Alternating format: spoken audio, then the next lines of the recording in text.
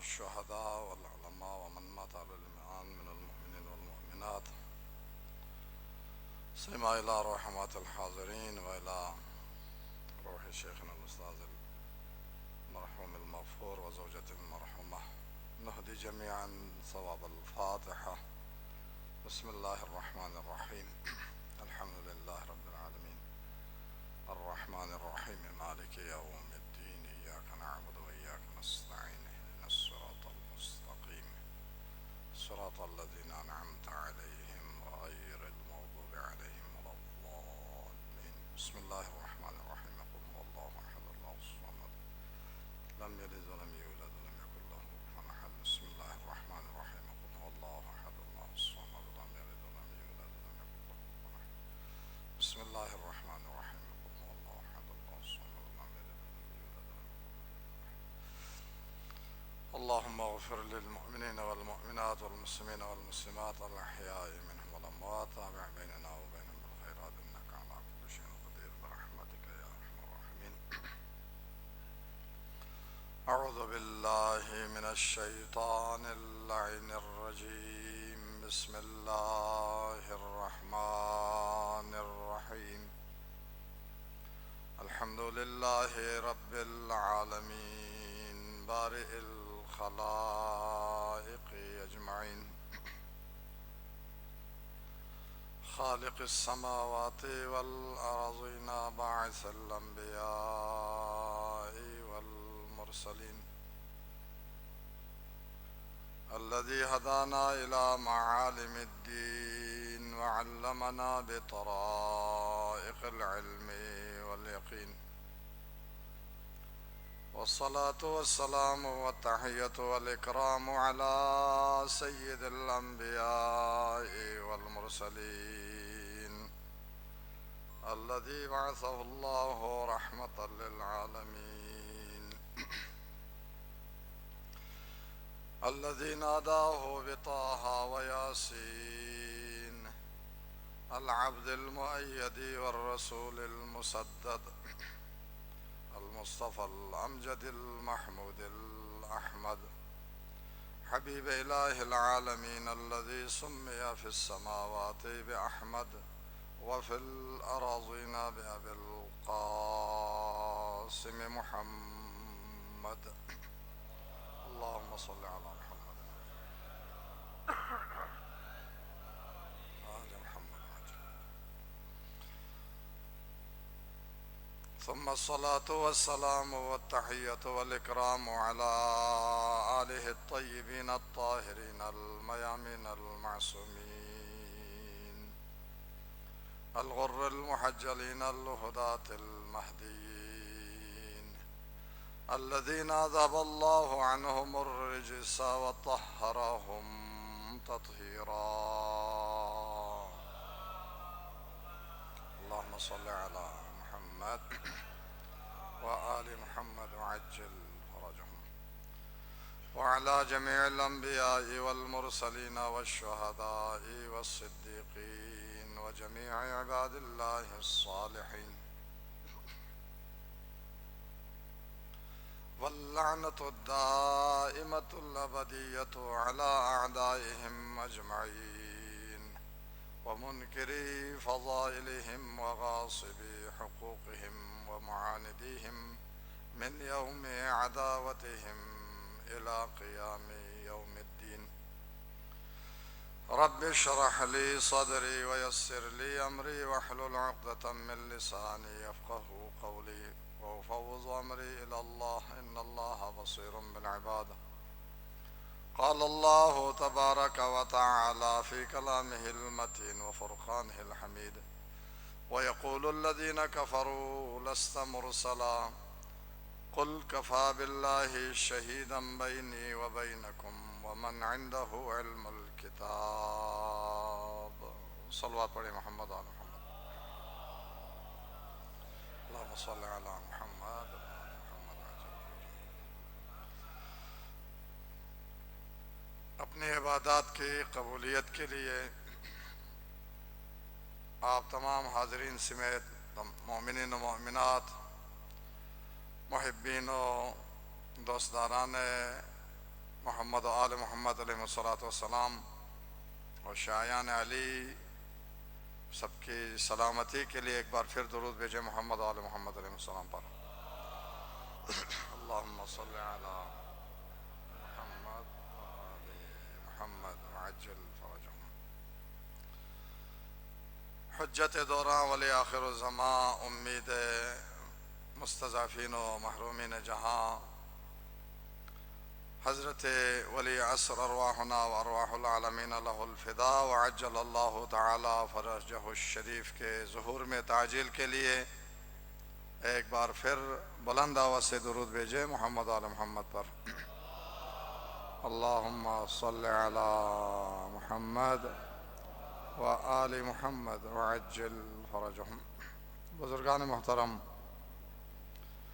برادران ایمانی، سورہ مبارکہ رات کی آیہ مجیدہ جس کی تلاوت کا شرف حاصل ہوا، کل اس آیت مجیدہ کے ذیل میں اور اس کی کچھ وضاحت اور تفسیر آپ کی خدمت میں بیان ہوئی۔ کل کے گفتگو میں یہ عرض ہوا کہ اللہ تعالیٰ نے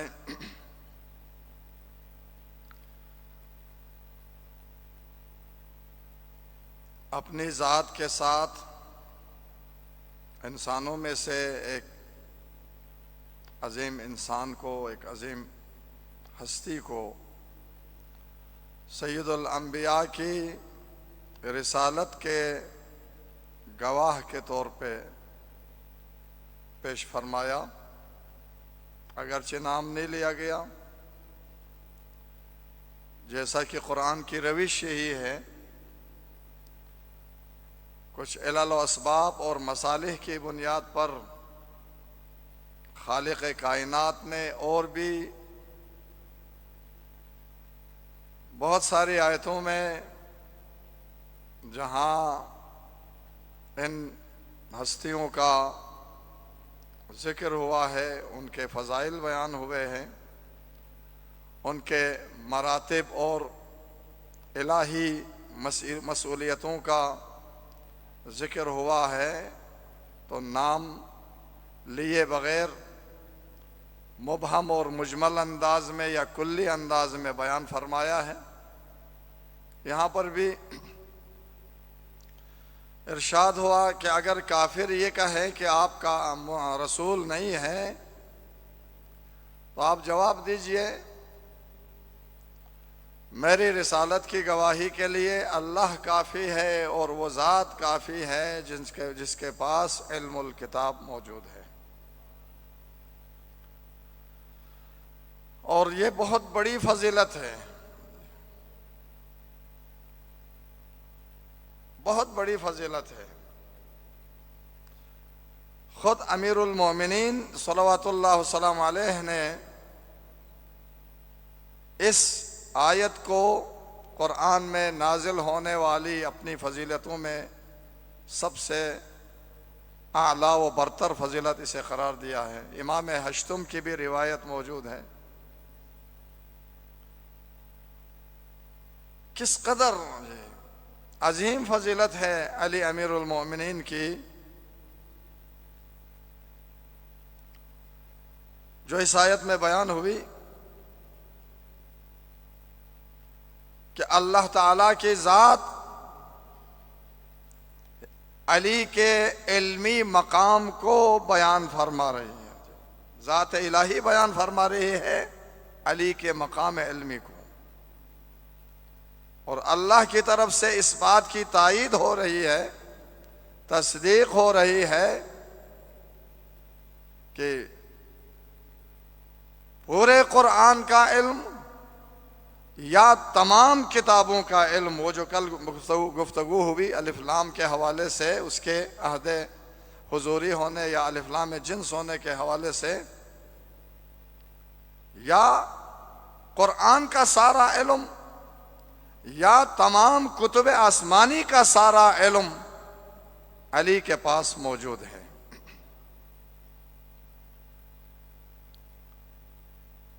اس کی خدا کی طرف سے تصدیق و تائید ہو رہی ہے۔ اور ایک اور بات جو اس صفت کے یا اس فضیلت کے بہت بڑی ہونے کی وجہ ہے، وہ یہ ہے کہ اللہ نے اپنی ذات کے ساتھ علی امیر المؤمنین کو رسالت کی گواہی کے لیے گویا علی کی گواہی کو اپنی گواہی کے برابر میں لا کے بیان فرمایا ہے۔ قُلْ كَفَى بِاللَّهِ شَهِيدًا بَيْنِي وَبَيْنَكُمْ وَمَنْ عِنْدَهُ عِلْمُ الْكِتَابِ۔ کون ہے اس امت کے درمیان جس کو یہ مقام حاصل ہو کہ وہ اللہ کی ذات کے بعد سید الانبیاء خاتم النبیین والمرسلین کی رسالت کی گواہی دے سکے، اور وہ گواہ بن کر ان کی رسالت کی گواہی دے، اور وہ بھی ایسے گواہ جن کی گواہی کی، جن کی لیاقت و استعداد اور صلاحیت کی، اور جن کی گواہی کے قابل قبول ہونے کی شہادت اور گواہی اللہ کی ذات دے دے۔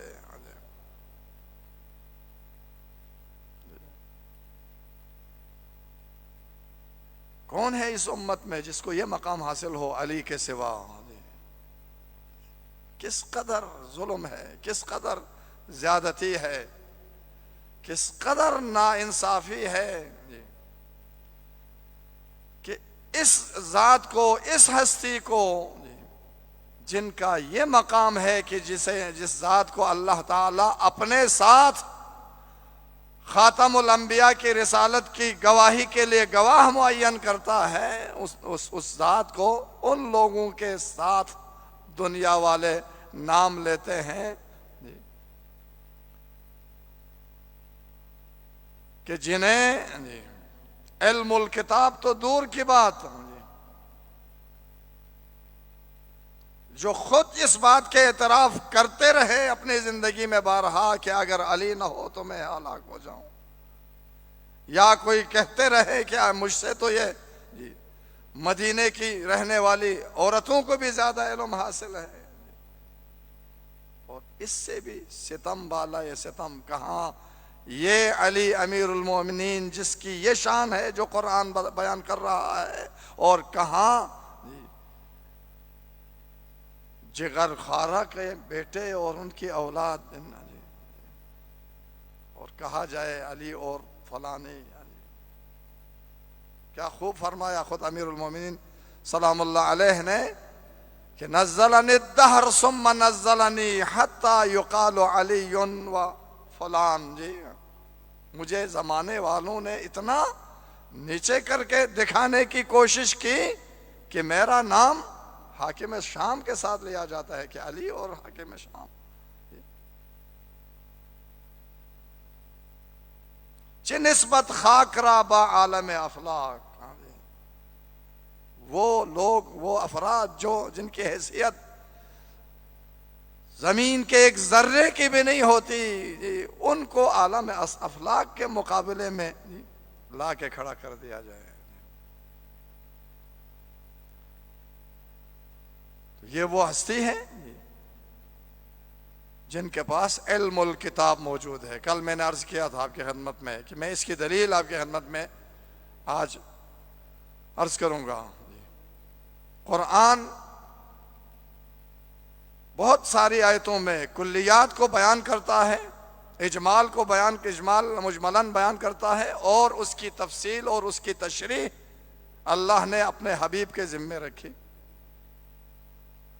مفسرین قرآن اور مبینین قرآن، نبی اور آل نبی اس کی وضاحت کریں گے۔ یہاں اس آیت مجیدہ کے حوالے سے بھی بہت ساری روایات موجود ہے شیعہ سنی منابع میں، جن میں یہ بیان کیا گیا ہے کہ من عندہ علم الکتاب سے مراد علی امیر المؤمنین اور اولاد امیر المؤمنین میں سے ائمہ ہدی علیہم السلام ہے۔ یا علی محمد ابن عباس ابن مروان نے آپ اپنی کتاب، یہ محسن ملت مفسر قرآن رحمۃ اللہ علیہ نے تفسیر الکوثر میں اسے بیان فرمایا ہے کہ محمد ابن عباس ابن مروان نے اپنی کتاب ما نزل فی علی من القرآن کے اندر 66 طرق سے روایات بیان کیے ہیں جو اس آیت کی تفسیر میں یہ بتاتی ہیں یہ روایات کہ من عنده علم الکتاب سے مراد علی امیر المؤمنین شیر خدا کی ذات ہے، 66 طرق سے۔ اور ان میں سے ایک روایت میں آج اختصار کے ساتھ آپ کی خدمت میں عرض کروں گا۔ متعدد کتابوں کے اندر یہ روایت موجود ہے، خود امیر المومنین علیہ الصلوۃ والسلام کی ذات گرامی انصار و مہاجرین کے سامنے اپنے حق کے اثبات کے لیے اپنے حق کے چھن جانے پر احتجاج اور صدائے احتجاج بلند کرتے ہوئے متعدد بار آپ نے خطبات ارشاد فرمائے ہیں، ارشادات بیان کیے ہیں انصار و مہاجرین کے سامنے۔ انہی میں سے ایک کلام کا ایک حصہ آپ کی خدمت میں پیش کرنے کی سعادت حاصل کروں گا، جو در حقیقت اس آیہ مجیدہ کی تفسیر و تبیین ہے۔ من عنده علم الکتاب کی خود کلام امیر المومنین سے دلیل اور ثبوت ہے، قرآن کی آیت بھی ہے، بات لمبی ہو جائے گی اس لیے آج آیت کو میں انشاءاللہ خدا نے توفیق دی کل وضاحت کے ساتھ عرض کروں گا۔ آج صرف اس روایت پر اکتفا کر کے انشاءاللہ گفتگو کو اپنی منزل پہ پہنچانے کی کوشش کروں گا۔ اچھا، ایک جملہ بطور تمہید عرض کروں۔ شروع سے ہی گویا اس چیز کی تیاری اللہ کے حکم سے رسول گرامی اسلام اس چیز کی تیاری کرتے رہے۔ علی امیر المومنین کو اپنی آغوش میں لیا، آغوش تربیت میں، اور خصوصی تربیت دی۔ نہج البلاغہ میں خطبہ قاسعہ خطبہ نمبر 192 امیر المومنین کا وہ معروف فرمان جس میں آپ نے فرمایا، یہاں پر بھی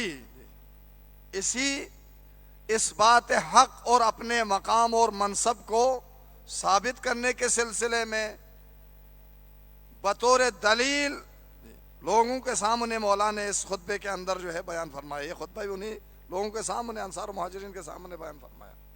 وَلَقَدْ عَزِمْتُمْ مَوْضِعِ مِنْ رَسُولِ اللَّهِ بِالْقَرَابَةِ الْقَرِيبَةِ وَالْمَنْزِلَةِ الْخَصِيصَةِ۔ آگے جا کے فرمایا کہ مجھے حضور نے اپنی آغوش تربیت میں لیا، وَضَعَنِي فِي حِجْرِهِ وَأَنَا وَلَدٌ، جب چھوٹا بچہ تھا اس وقت سے اپنی آغوش تربیت میں لیا، يَضُمُّنِي إِلَى صَدْرِهِ وَيَمُسُّنِي جَسَدَهِ وَيُكْنِفُنِي عَلَى فِي فِرَاشِهِ، اپنے بستر پہ مجھے لٹاتے تھے، اپنے سینے سے لگاتے تھے، اپنی خوشبو مجھے سنگھاتے تھے۔ لوگ یہ کہتے ہیں کہ یہ تو اتفاق سے حضرت ابو طالب کا بوجھ ہلکا کرنے کے لیے، ان کا احسان کا بدلہ چکانے کے لیے، چونکہ بچے زیادہ تھے، مالی لحاظ سے وہ کمزور تھے، ان کی مدد کے لیے ایک بچے کو حضور نے لیا اور ایک بچے کو ابن عباس نے اس کی کفالت کی ذمہ داری نے نہیں۔ یہ کوئی اتفاق کی بات نہیں ہے، یہ بوجھ ہلکا کرنے کا مسئلہ نہیں ہے۔ اگر ایسا ہو تو گھر میں رکھے، کھانا پینا جو ہے اور ان کی ضروریات کا خیال رکھے، بوجھ تو ہلکا ہو گیا۔ بھئی یہ چیزیں کیا ہے کہ سینے سے لگائے، اپنے جسم کے ساتھ سینے سے لگا کے رکھیں، اپنی خوشبو سنگایا کریں، غذاؤں کو چبا چبا کے لقمہ کر کر کے علی کے دہن میں رکھتے جائیں، اور پھر فرمایا یرفع لی فی کل یوم علما من اخلاقہ فیأمرنی بالاقتداء بہ، ہر روز اپنے اخلاق حسنہ اور اپنی سیرت کا ایک پرچم میرے سامنے کھڑا کر دیتے تھے اور اس کی پیروی کرنے کا مجھے حکم دیا جاتا تھا۔ یہ چیزیں اتفاق کے بعد نہیں ہوتی۔ کوئی عاقل انسان یہ نہیں کہہ سکتا کہ بھئی یہ سارے کا سارا یہ سب کچھ اتفاق سے ایسے ہوتا رہا۔ جہاں ہر روز ایک نمونہ اخلاق کا، ایک نشان اخلاق کریمہ کی سامنے رکھی جاتی ہے اور اس کی پیروی کرنے کا حکم دیا جا رہا ہے، پتہ چلتا ہے کہ کسی خاص مقصد کے لیے تیار کیا جا رہا ہے، تربیت دی جا رہی ہے۔ اور وہ شاگرد بھی ایسا لائق ذہین، ایسے حصول معارف کے لیے شوق سے ذوق سے سرشار، ایسا نابغہ شاگرد کہ حضور اقتداء کا حکم دیتے ہیں اور امیر المومنین اگلے جملے میں فرماتے ہیں وَلَقَدْ كُنْتُ أَتَّبِعُهُ اتِّبَاعَ الْفَصِيلِ أَثَرَ أُمِّهِ، میں اونٹنی کے بچے کی طرح ان کے پیچھے پیچھے چلتا تھا، ان کی پیروی کرتا تھا۔ اس تربیت کا نتیجہ اور اثر کیا نکلا؟ اس کا نتیجہ یہ نکلا، اس کی تاثیر وہاں نظر آئی جہاں غار حرا کے اندر پہلی وحی نازل ہوئی۔ اسی میں اگلے اس میں پیراگراف کے اندر مولا نے فرمایا وَلَقَدْ كَانَ يُجَاوِرُ فِي كُلِّ سَنَةٍ بِحَرَا كُنْتُ مَعَهُ أَرَاهُ وَلَا يَرَاهُ غَيْرِي، ہر سال آپ غار حرا تشریف لے جاتے تھے، میں ان کے ساتھ ہوتا تھا، بس میں ان کو دیکھتا تھا اور میرے علاوہ کوئی انسان انہیں دیکھ نہیں سکتا تھا۔ اور جگہ بھی ایسی ہے جو حج بیت اللہ پہ شرفیاب ہوئے ہیں اور جنہوں نے غار حرا کی زیارت کی ہے، وہاں جا کے وہ اس چیز کو سمجھ بھی سکتے ہیں، اور ان کی ٹھیک بات یہ سمجھ میں آتی ہے کہ اراہ ولا یراہ غیری، اس لیے کہ اس غار حرا کے پاس جا کے اس کے اندر جا کے جب بیٹھ جائے تو پھر کہیں اور سے نظر آنے کا کوئی سوال ہی نہیں پیدا ہوتا۔ تین طرف انتہائی گہری کھائی ہے، دوسری طرف جو ہے وہ چوٹی، اور اوپر جو ہے غار کا پتھر۔ میں ان کے ساتھ ہوتا تھا، میرا علاوہ کوئی اور ساتھ نہ ہوتا تھا، نہ صرف میں ان کو دیکھ سکتا تھا، کوئی اور دیکھ نہیں سکتا تھا۔ یہ اس 7-8 سال کی تربیت کا نتیجہ یہ ہوا۔ اشم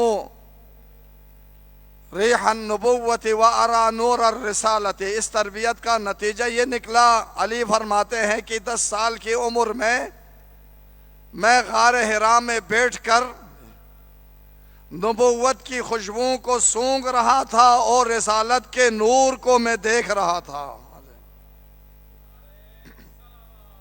اللہم صلی علی محمد وعلی محمد۔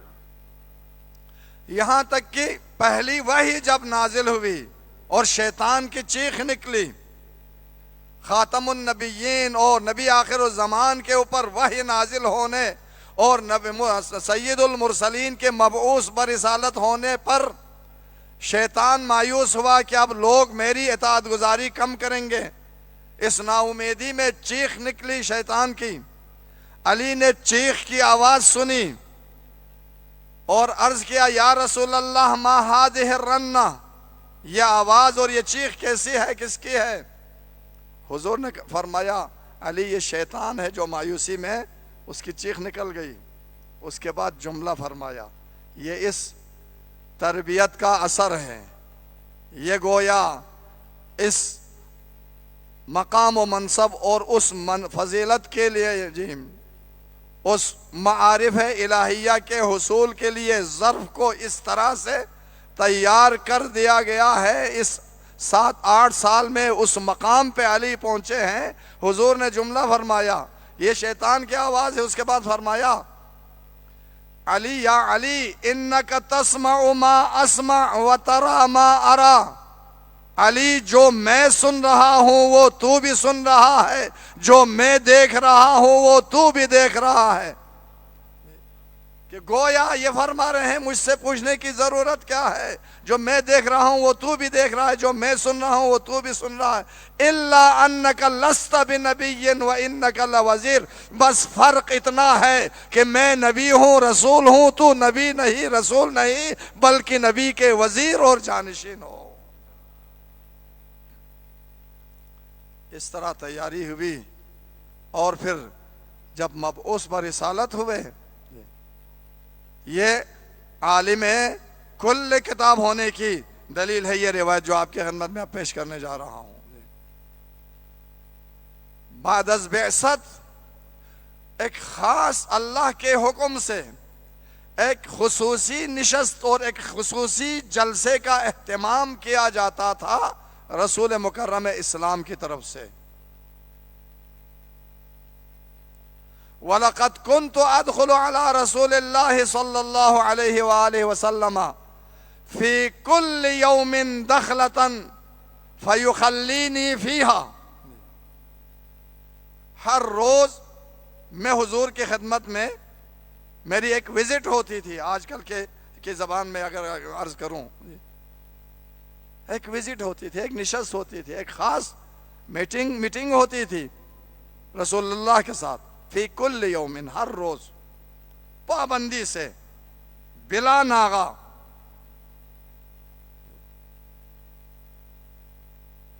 بلا ناغا یہ جلسہ اور یہ نشست برگزار ہوتا ہے، یہ جلسہ برگزار ہوتا ہے، یہ نشست جو ہے ہر روز برگزار ہوتی ہے۔ اور امیر المومنین فرماتے ہیں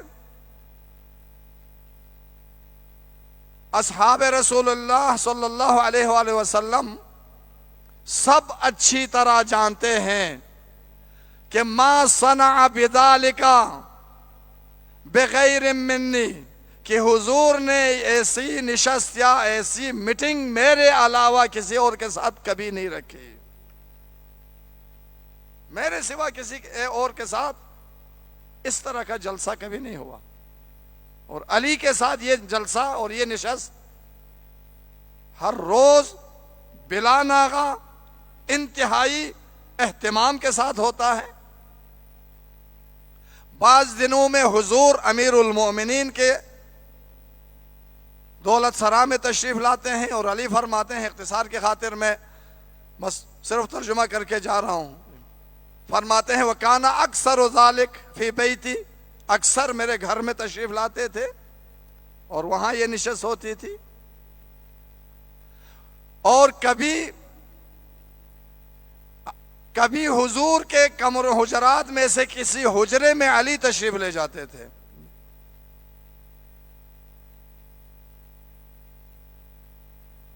امیر المومنین اٹھ کے جاتے تھے حضور کے حجرات میں سے کسی حجرے میں، چونکہ آپ کے متعدد حجرے تھے، بئی معنی زوجات ازواج مطہرات کے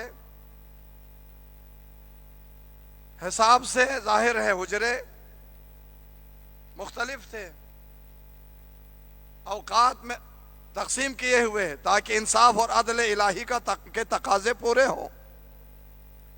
اس لیے کبھی علی امیر المومنین جب تشریف لے جاتے تھے ان حجرات میں تو فرماتے ہیں میں جب حضور کے کمرے میں جاتا تو زوجات مطہرات رضوان اللہ علیہن میں سے کوئی بھی ہو، حضور حکم دیتے تھے کہ یہاں سے نکلو، خالی کرو کمرے کو، توجہ رکھیے گا، کمرے کو خالی کرا دیتے۔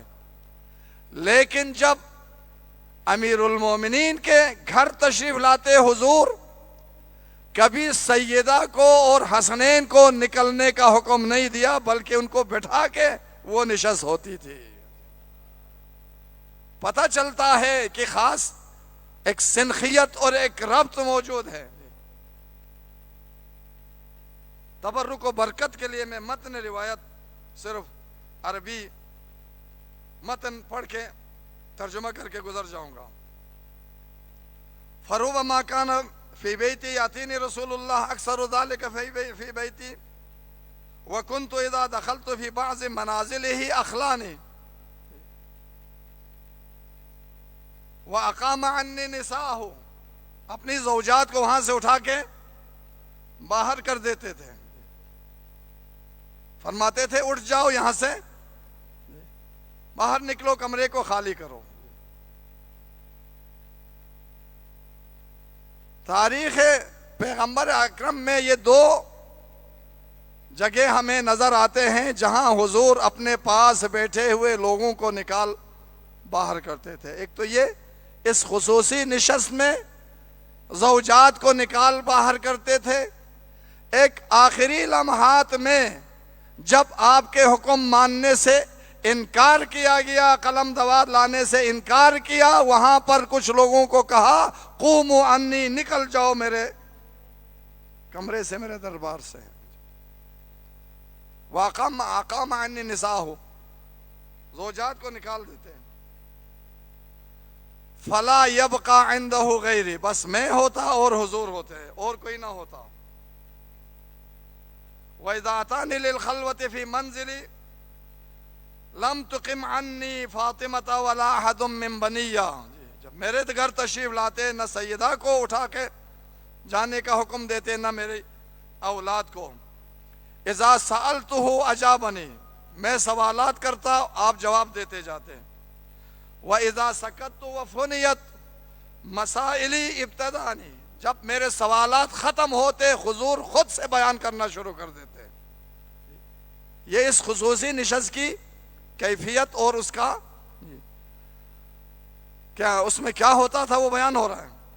جب میرے سوالات ختم ہو جاتے ابتدانی, خود سے بیان فرمانا شروع کرتے. فما نزلت على رسول الله صلی اللہ علیہ وآلہ وسلم آیت من القرآن الا اقرأنیها واملاها علی فکتبتها بخطی. قرآن مجید کی کوئی آیت حضور پہ نازل نہیں ہوئی مگر یہ کہ اس خصوصی نشست میں حضور مجھے پڑھاتے تھے, اس کی املا کراتے تھے اور میں اسے اپنے دستخط سے لکھ دیا کرتا تھا. اور فَكَتَبْتُهَا بِخَطِّي وَعَلَّمَنِي تَعْوِيلَهَا وَتَفْسِيرَهَا وَنَاسِخَهَا وَمَنْسُخَهَا وَمُحْكَمَهَا وَمُتَشَابِهَهَا. صرف آیت کو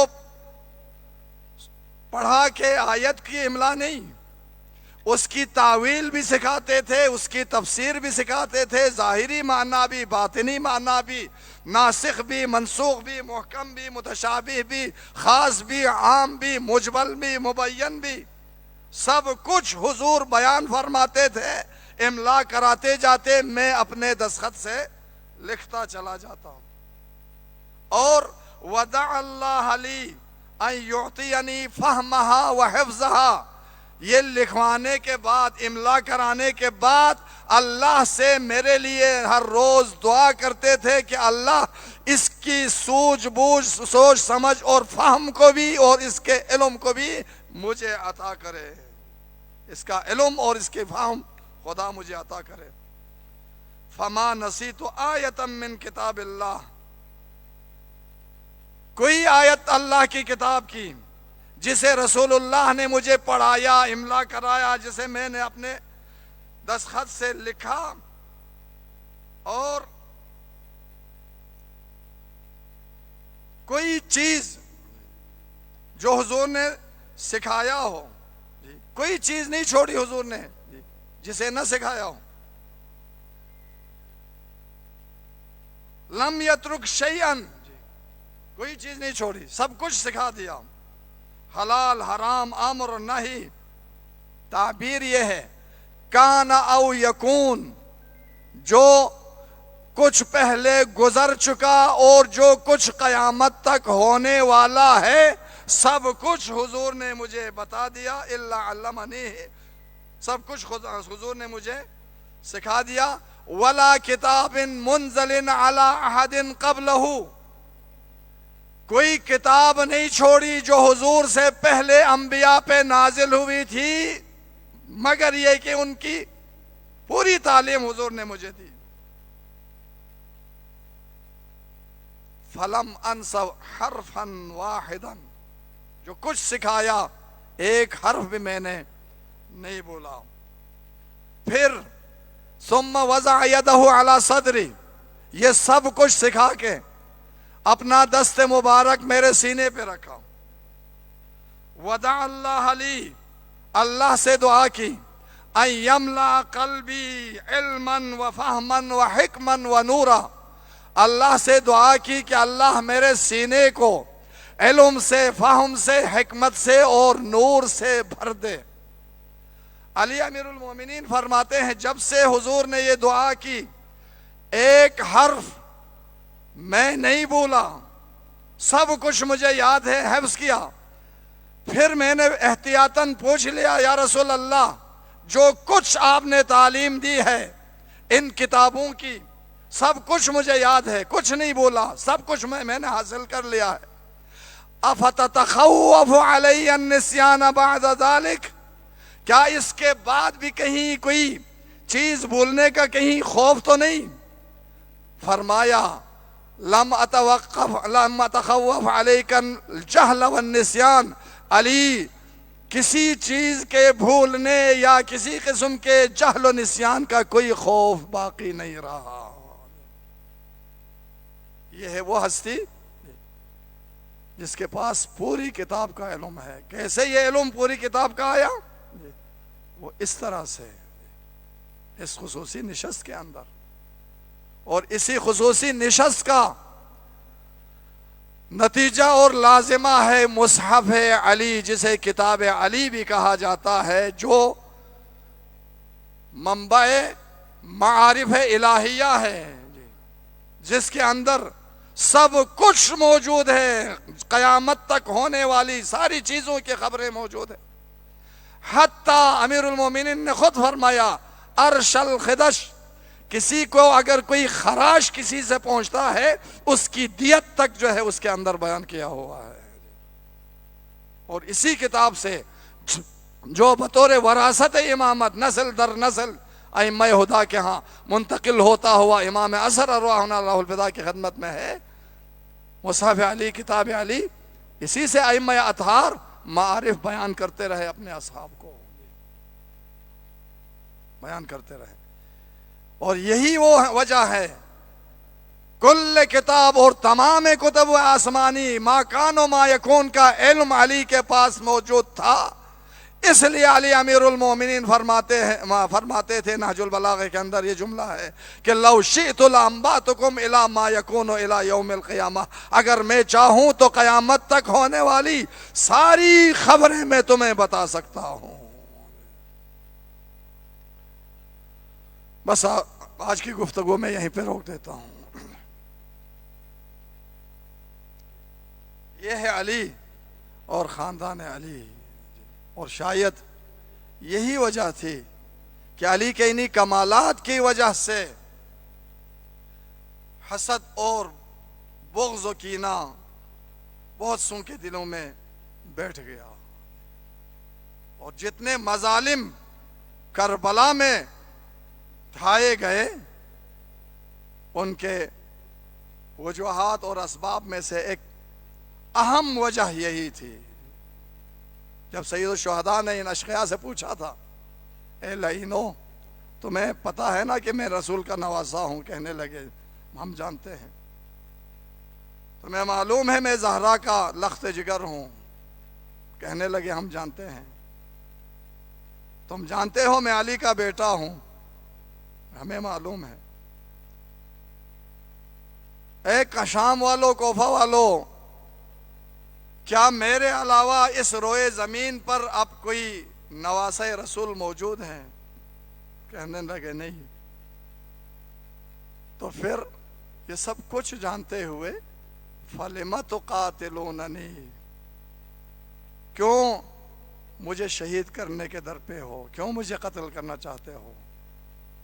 بعض لعینوں نے برملا جواب دیا، کہہ دیا بغضاً لأبیک، علی تیرے باپ کا کینہ جو ہمارے دل میں ہے، تیرے پدر گرامی کا بغض جو ہمارے دل میں ہے، اس کی وجہ سے ہم تمہیں قتل کرنے آئے ہوئے ہیں۔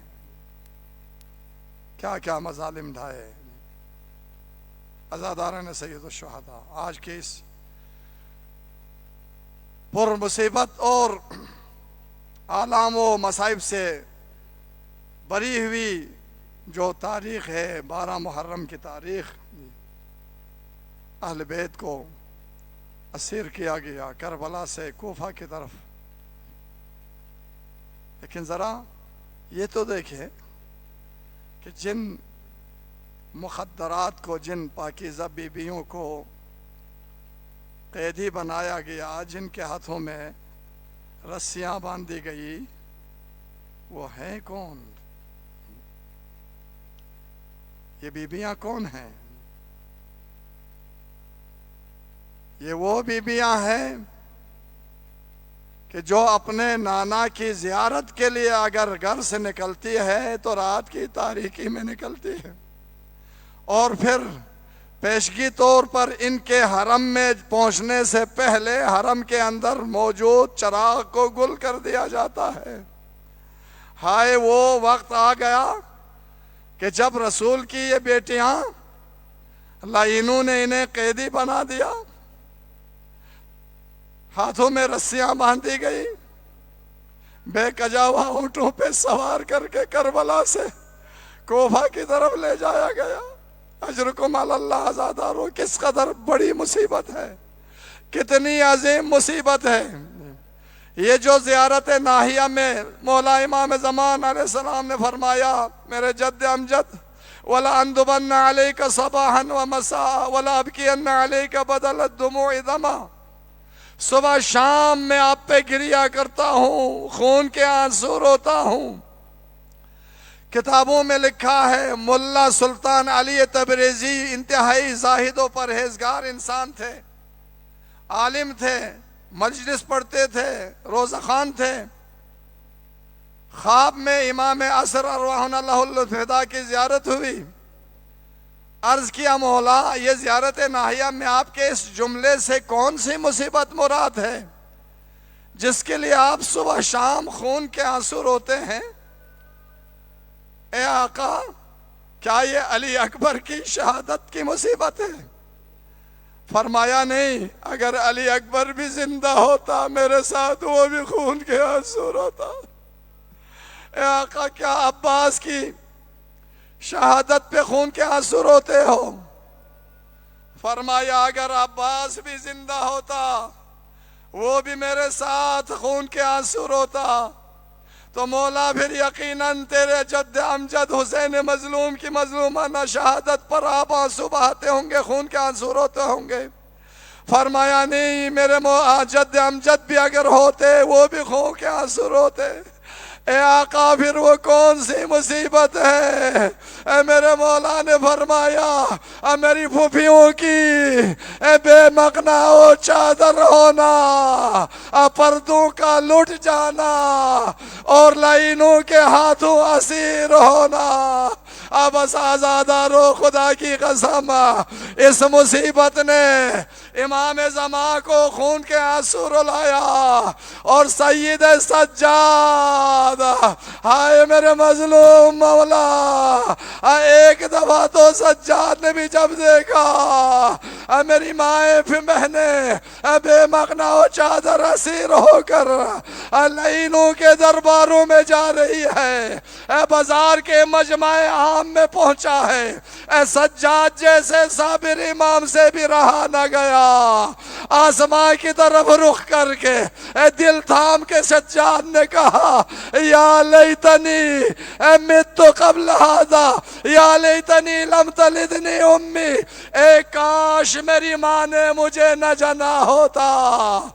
کسی نے کہا تھا سید سجاد سے، اے آقا ہمیں دربار میں موجود تھا جب آپ کو بھی لایا گیا، جب امیر مسلم کو بھی لایا گیا، مولا ایک فرق میں نے دیکھا، مسلم حضرت مسلم معصوم نہ ہونے کے باوجود اور شغموں سے چور چور ہونے کے باوجود سینہ تان کے دربار میں داخل ہوا، سر اونچا کر کے داخل ہوا۔ آپ معصوم تھے، آپ معصوم ہیں، امام ہیں، لیکن اس کے باوجود مولا آپ جب دربار میں تشریف لے گئے، آپ کا سر کی نگاہیں نیچے تھی، آپ کا سر جھکا ہوا، گویا آپ کی کمر جھکی ہوئی۔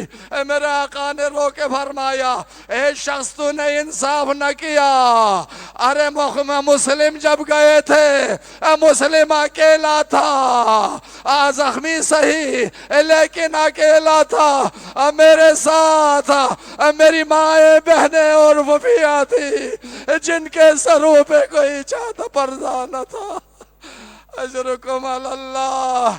کوفہ میں آج سرائے آل محمد کوفہ پہنچے ہیں، لائن نے حکم دیا ابھی شہر سے باہر روکو، ابھی شہر کو سجانا مکمل نہیں ہوا۔ ارے جب سج گیا، جب شہر سج گیا، جب بازاروں میں 1,00,000 کا مجمع تماشائی جمع ہو گئے تو حکم دیا آگے آگے نوزوں پر شہیدوں کے سروں کو رکھا جائے، ان کے پیچھے نبی اور علی کی بیٹیوں کو لایا جائے۔ ہائے سجاد کے دل پہ کیا گزرا ہوگا، زینب کے دل پہ کیا گزرا ہوگا۔ اللہ لعنت اللہ علی القوم الظالمین وسيعلم الذين ظلموا أي منقلب ينقلبون۔